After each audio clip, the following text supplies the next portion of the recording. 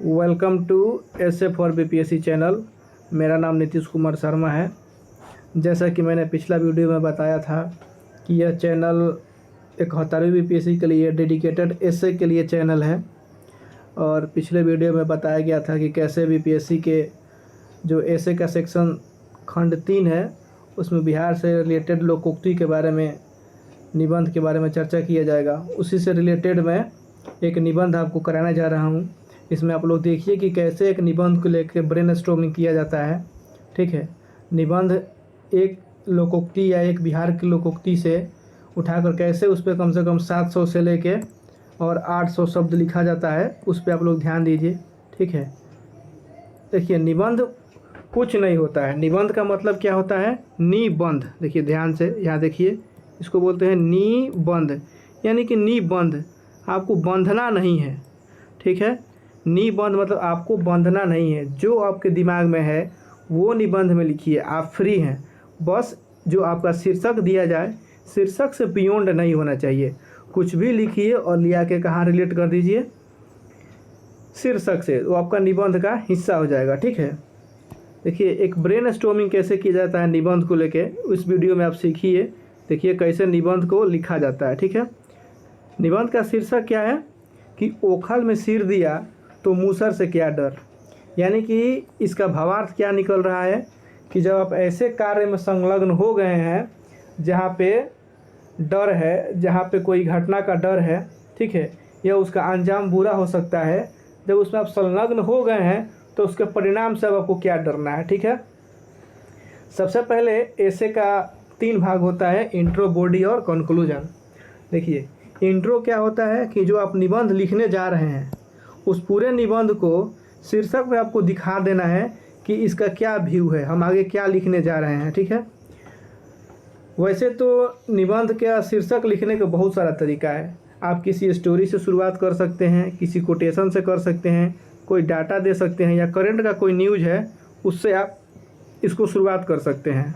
ठीक है, देखिए मैंने इस निबंध को कैसे लिखा है, मैं इस निबंध का आपको पीडीएफ दिखाऊंगा पूरा कि टेस्ट में मैंने कैसे लिखा था, मुझको कितना नंबर मिला। मैंने इसको शुरू किया था राजा राम मोहन राय के कहानी से। ठीक है, राजा राम मोहन राय का कहानी से आप लोगों ने कहानी सुना होगा कि कैसे सती प्रथा के उन्मूलन के लिए उन्होंने अथक प्रयास किया, यानी कि अथक प्रयास किया। समाज के जो लोग थे कैसे उनका तिरस्कार किए, कितना उनको समस्या झेलना पड़ा। ठीक है, यानी कि उस प्रक्रिया में वो लग गए थे, औखली में सर दे दिया था। तो समाज अब उनको क्या बोलता है, उनके क्या तिरस्कार करता है, क्या उनको प्रताड़ना झेलना पड़ा, उन सब से उनको कोई मतलब नहीं था। ठीक, उसी से मैंने इसका शुरुआत किया था। अब देखिए बॉडी पार्ट क्या होता है निबंध का।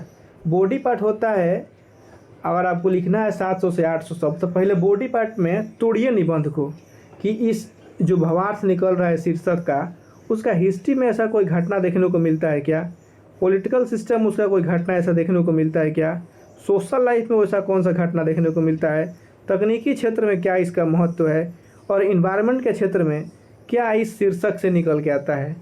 हम लोग हिस्ट्री में देखें तो देख सकते हैं कि जब भारत जब आज़ाद हुआ था तो उस समय शीत युद्ध चल रहा था। शीत युद्ध में पूरा विश्व 2 भाग में बटा हुआ था, यूएसएसआर वाला और एक अमेरिका वाला। लेकिन भारत ने अपने स्वतंत्र विदेश नीति का पालन किया। ठीक है, भारत के पास अनेक प्रकार के समस्या था जो कि मूसर का काम कर रहा था, जैसे भूखमरी था, अकाल था, ठीक है, सांप्रदायिकता था, दंगा था, विभाजन का त्रासदी था। लेकिन फिर भी ने भारत अपना स्वतंत्र विदेश नीति को रखा। यानी कि जब नीति रख दिया तो अनेक प्रकार के मूसर यानी अनेक प्रकार के समस्या से तो कोई डर नहीं था। इतिहास में एक और घटना हम लोग देखते हैं, क्रांतिकारी आंदोलन। राजगुरु, भगत, सुखदेव, ये सभी लोग अपने जीवन को राष्ट्रवाद के लिए, राष्ट्र के लिए त्याग दिए थे। अनेक प्रकार का समस्या आ रहा था इनके जीवन में, फिर भी जब इन्होंने डाल ही दिया था उखल में सर, तो फिर अंग्रेजी दबाव जो मूसर के रूप में काम करता है उससे क्या डर। पॉलिटिकल सिस्टम में देखें सरकार द्वारा सीए और एनआरसी बहुत सारा समस्या आया, फिर भी सरकार सीए को यानी जो नागरिकता कानून था उसको लागू किया। यानी कुछ भी आप लिख सकते हैं, पहले रैंडम जो भी विचार आपके दिमाग में है उसको सोचिए, उसको लिखिए, फिर उसको फिल्टर आउट कीजिए और निबंध में उसको भाषा में दे दीजिए। सोशल लाइफ में देखते हैं भीमराव अम्बेडकर का जीवन, बहुत सारा समस्या था, ज्योतिबा फुले हो गया, यूपीएससी की तैयारी करने वाले छात्रों का जीवन एक बार जब लग गए फिर उसी में लगे रहते हैं। मूसर के रूप में अनेक सारा समस्या आता है।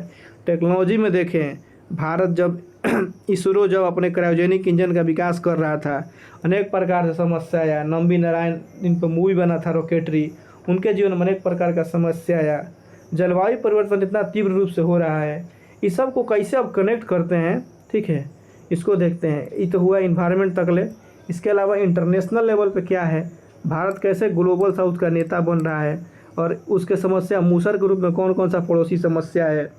तालिबान हो गया, म्यांमार में तख्ता पलट हो गया, पहलगाम अटैक हो गया, बहुत सारा समस्या है। तो इस सब को हम लोग लिखेंगे पॉजिटिव वे में। अब सिक्का का, हर सिक्का का दो पहलू होता है। इसमें एक और भाव निकल के आता है। यहाँ पे शीर्षक है कि ओखल में सिर दिया तो मूसर से क्या डर। लेकिन कभी कभी ओखल में सिर दे दिया जाता है तो मूसर से डरा भी जाता है। हर बार ऐसा नहीं होता है कि समस्या देख के उसको काम किया जाए, कहीं कहीं सुधार भी ज़रूरत है। और फिर एक हम कंक्लूजन उसमें देंगे, संतुलित कंक्लूजन, कि कैसे हम लोग के कोई विचार है, कोई समस्या आ रहा है तो बार बार समस्या को नज़रअंदाज नहीं कर सकते हैं, उसको देखना भी जाना चाहिए। महात्मा गांधी का कोटेशन बोलते हैं कि इसी संदर्भ में यूज करेंगे। अब देखिए, इसको अपना निबंध में दिखाता हूँ कि इस सभी बातों को जोड़कर, जैसे कि ये सभी बातें हैं, ग्लोबल साउथ की बातें, राजा राम मोहन राय का कहानी, विदेश नीति, कैसे एक बढ़िया निबंध लिखा जाता है। ठीक है, तो हम लोग निबंध पे अपने आते हैं। देखिए, एरोटेरिया में मैंने निबंध दिया था, सेक्शन 3 में यही सब निबंध आता है। यहाँ पे है कि ओखल में सिर दिया तो मूसर से क्या डर। देखिए शुरुआत कैसे हुआ है इसका। कह रहा है कि औपनिवेशिक भारत में 19वीं शताब्दी के दौरान जब भारतीय समाज में अनेक कुरीतियाँ विद्यमान थी, समाज में सती प्रथा, बाल विवाह, दहेज प्रथा आदि चरम स्थिति में था, समाज गर्त में था, तभी एक व्यक्ति राजा राम मोहन राय ने सती प्रथा को समाप्त करने का बेड़ा उठाया। समाज के ठेकेदारों ने उन्हें बहुत बुरा भला कहा, उनकी कटु आलोचना की गई, यहाँ तक कि उनकी माता ने भी उनको अपने घर से निकाल दिया। धर्म के ठेकेदारों ने इसके विरोध में अभियान चलाया। राधाकांत देव ने सती प्रथा को जारी रखने के लिए एक धर्म सभा चलाया, आप लोगों ने पढ़ा होगा पीटी में। किंतु राजा राम मोहन राय की कठोर प्रतिज्ञा और दृढ़ निश्चय से लॉर्ड विलियम बेंटिक ने सती प्रथा को समाप्त कर दिया। ठीक है, देखिए यहाँ पर मेंटर को लिखा था, ये सुंदर प्रस्तुति है। अब इस कहानी को कैसे कनेक्ट करेंगे। उपरोक्त प्रसंग राजा राम मोहन राय के संबंध में चरितार्थ करता है कि जब ओखल में सिर दिया तो मूसर से क्या डर। इसको यहाँ पे आप कनेक्ट कर दीजिए, एग्जामिनर को एकदम बढ़िया दिखेगा कि व्यक्ति कनेक्ट किया हुआ है। अब देखिए क्या है कि उपरोक्त लोकोक्ति ग्रामीण परिवेश में बोली जाने वाली लोकोक्ति है, जहाँ ओखल में सर का तात्पर्य है कि व्यक्ति द्वारा चुनौती, खतरा, भारी कार्य का बेड़ा उठाना, जिसमें साफ साफ जोखिम का परिणाम दिखता है। वहीं मूसर से तात्पर्य उस खतरा का परिणाम से है, अर्थात यह लोकोक्ति साहस या खतरों के दौरान बिना जोखिम वाले परिणाम की परवाह किए बिना कार्यों में संलग्नता को परिभाषित करता है। ठीक है, अब देखिए इसमें कैजी आदमी का एक शेर भी इसी लोकोक्ति को बताता है कि सफ़र में धूप तो होगी, जो चल सको तो चलो, सभी ये भीड़ में तुम निकल सको तो चलो। देखिए यहाँ पे कनेक्ट करके और निबंध में बढ़िया नंबर लेना है, तो जहाँ आप इसको कनेक्ट करते हैं 1-2 शेर व शायरी मार दीजिए। अब देखिए, अतः इस प्रकार यह लोकोक्ति ग्रामीण जीवन के साथ साथ जीवन के सभी क्षेत्रों में देखने को मिलती है। एक ग्रामीण क्षेत्र में शुरुआत हो गया और जीवन के सभी क्षेत्र यहीं से छोड़ देंगे। अब बॉडी पार्ट हम लोग का चालू, इंट्रो खत्म यहाँ तक। अब बॉडी देखिए, ऐतिहासिक जीवन आ गया, हिस्ट्री।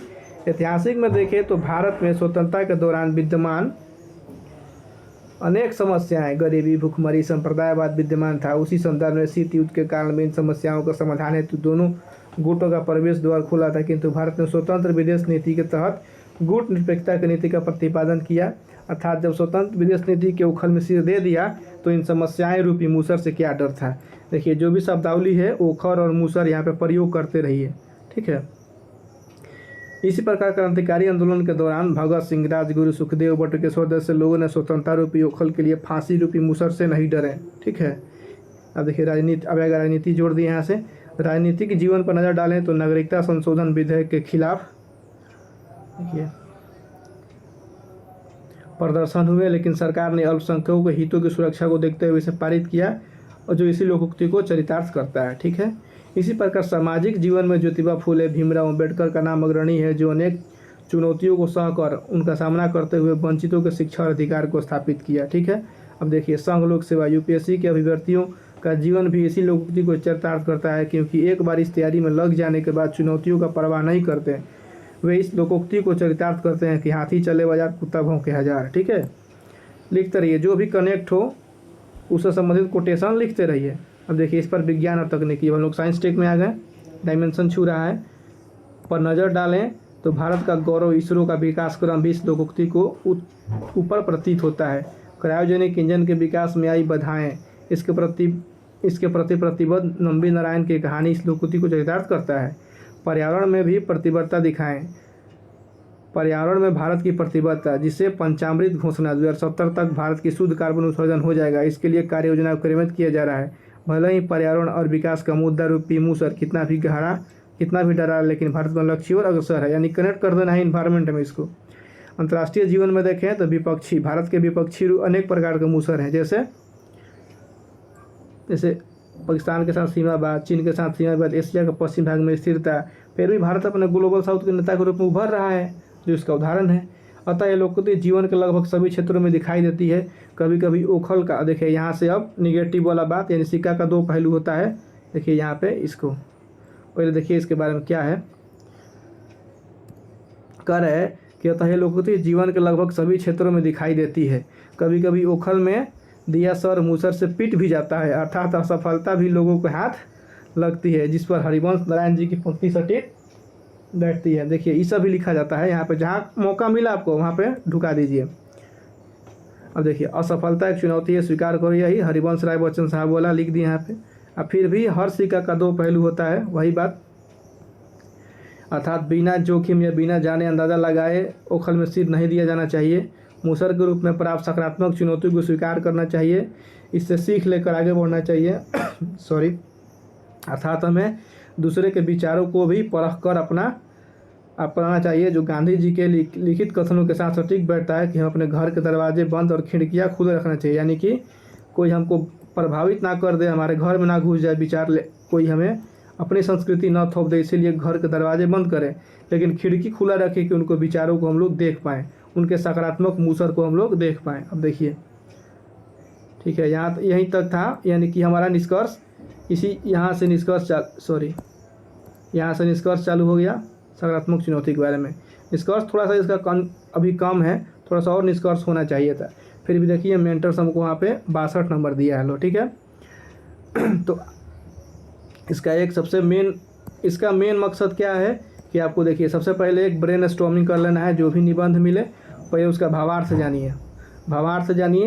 कोई स्टोरी कोटेशन डाटा से कनेक्ट कीजिए हेडिंग में, बॉडी पार्ट में सोचिए, हिस्ट्री, पॉलिटी, इकोनॉमिक्स में क्या क्या लिखा जा सकता है, ठीक है। अगर उसका नेगेटिव पार्ट है तो नेगेटिव पार्ट सोचिए और एक कंक्लूजन दीजिए, ठीक है।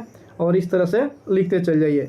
ऐसा ही लगभग 20 वीडियो आपके पास आएगा, ठीक है, जो कि आपके बीपीएससी में जो सेक्शन 3 वाला पोर्शन है उसको बढ़िया से डील करते हुए आपको कंफर्टेबल बना देगा निबंध में।